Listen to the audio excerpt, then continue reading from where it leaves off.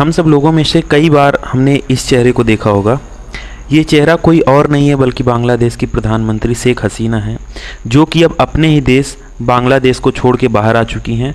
ये बाहर जब बांग्लादेश से आई तो सबसे पहले ये भारत में आई, और भारत में आने के बाद ये भारत के गाज़ियाबाद, जो दिल्ली एनसीआर रीजन में पड़ता है, वहाँ का जो एक ज़िला है, वहाँ पे एक एयरपोर्ट पड़ता है, हिंडन एयरपोर्ट, और वहाँ पे ये लैंड करी अपने विमान के साथ। और आगे क्या कुछ हुआ, इनका आगे क्या प्लान है, क्या ये इंडिया में ही रहेंगी या फिर कहीं और रहेंगी, इन सब चीज़ों को हम समझते हैं। और ये क्यों जो अपने देश से भाग के आई हैं वो भी हम वीडियो में समझते हैं। देखिए, सबसे पहली चीज़ समझो यार कि ये जो बांग्लादेश में जो है इस समय माहौल क्या चल रहा है। तो बेसिकली बांग्लादेश में वहाँ के स्टूडेंट जो हैं वो पूरी तरीके से विरोध प्रदर्शन कर रहे हैं, कई दिनों से विरोध प्रदर्शन कर रहे हैं, यहाँ तक कि महीनों से प्रदर्शन कर रहे हैं। और आज जब हद हो गई तो वो लोग क्या किए कि प्रधानमंत्री का जो आवाज़ था, यानी शेख हसीना जी का जो आवाज़ था, वहाँ पे वो सब घुस गए और वहाँ पे तोड़फोड़ करने लगे। जब इनकी जान पर बनाई तो ये वहाँ से अपने जो है बॉडीगार्ड्स और एयरफोर्स के कुछ ऑफिसर्स के साथ ये वहाँ से जो है विमान से भारत में आई। और ये भारत में जो है गाज़ियाबाद में एक स्थित जो है एक एयरपोर्ट है जिसका नाम है हिंडन एयरपोर्ट।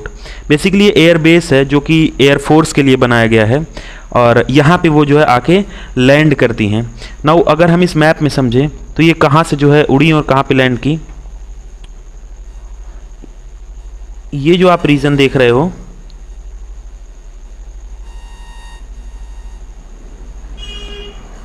ये जो आप रीजन देख रहे हो ये है बांग्लादेश। ये पूरा रीजन बांग्लादेश, और बांग्लादेश की राजधानी ढाका है यहाँ पे। तो ये बेसिकली क्या की कि ढाका से जो है उड़ी और उसके बाद सीधे यहाँ पे पश्चिम बंगाल, झारखंड और उत्तर प्रदेश होते हुए ये उत्तर प्रदेश की ही जो है एक ज़िला है गाज़ियाबाद, और यहाँ पे ये आके लैंड करी। आपके दिमाग में आ रहा होगा कि जब ये यहाँ से उड़ी तो ये जो है जब यहाँ लैंड की तो यहाँ क्यों लैंड की।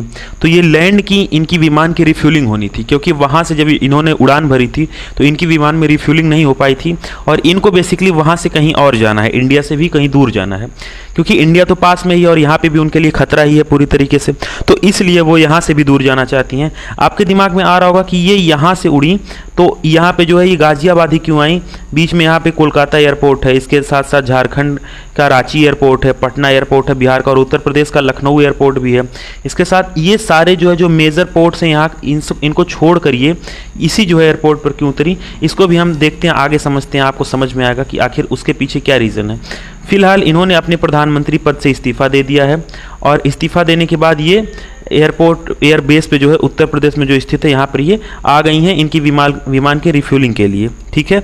और बताया ये जा रहा है कि ये रिफ्यूलिंग के बाद लंदन जाने वाली हैं, क्योंकि लंदन क्यों जाते हैं लोग, वहाँ पे एक तो सेफ्टी एंड सिक्योरिटी का बहुत ध्यान रखा जाता है जो भी कोई दूसरे देश से आते हैं, एंड दूसरी चीज़ जो सबसे इम्पॉर्टेंट है कि वो बांग्लादेश से देखा जाए तो लंदन काफ़ी दूर है, तो वहाँ पे इनको जान को भी खतरा कम है। अगर भारत में रुकती तो खतरा ज़्यादा होता, या फिर मिडिल ईस्ट में रुकती, Saudi Arab and all countries में, तो वहाँ पे भी क्योंकि बांग्लादेश के लोग काफ़ी ज़्यादा हैं तो इसलिए खतरा वहाँ पे भी इनकी जान को हो सकता था। जब ये हिंडन एयरपोर्ट पे आई तो हिंडन एयरपोर्ट आपने देखा होगा कि जो है गाज़ियाबाद में है, जो कि गाज़ियाबाद दिल्ली के एकदम सटा हुआ है। मैं आपको अगर मैप में दिखाऊं तो आप मैप में देखोगे कि दिल्ली यहाँ पे है और इसके पास में ही है गाज़ियाबाद।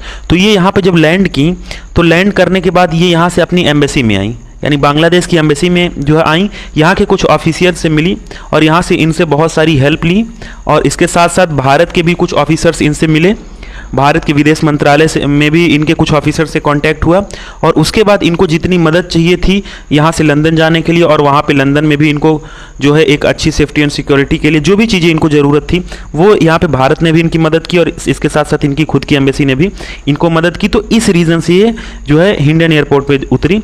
और आप कहोगे कि दिल्ली एयरपोर्ट पर क्यों नहीं उतरी, वहाँ से तो दिल्ली से तो और पास में पड़ता उनका एम्बेसी। तो दिल्ली एयरपोर्ट से पे ना उतरने का रीज़न था कि मीडिया की कवरेज से बचना, क्योंकि वहाँ पर तुरंत ये मीडिया के कैप्चर में आ जाती, और ये एक सीक्रेट जो है एयरबेस पर उतरी जहाँ पे इनकी जो है बहुत सारी तस्वीरें नहीं आ पाई, जो कि एक राष्ट्र के लिए बहुत ज़रूरी है जब ऐसी कंडीशन हो।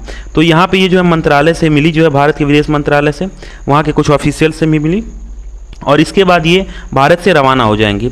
दूसरी बार इनको फिर से रिफ्यूलिंग की ज़रूरत पड़ेगी, क्योंकि एक ही बार में बांग्लादेश से लंदन नहीं जा सकता है, इतनी जो है उसमें फ़्लाइट में जो है फ्यूल नहीं होती है। तो पहले भारत से जो है ये सऊदी अरब जाएंगी, दूसरी बार वहाँ पे रिफ्यूलिंग करेंगी, और वहाँ से रिफ्यूलिंग के बाद ये फाइनली लंदन जाएंगी, ठीक है।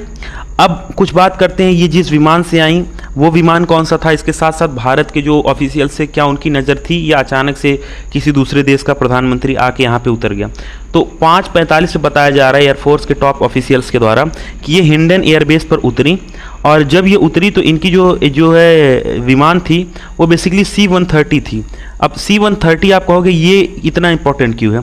ये इतना इंपॉर्टेंट इसलिए है क्योंकि ये बेसिकली डिज़ाइन ही नहीं किया गया है ट्रेवल के लिए, ये डिज़ाइंड है मालवाहक के तौर पे, यानी ये सामान ढोने का एक विमान है।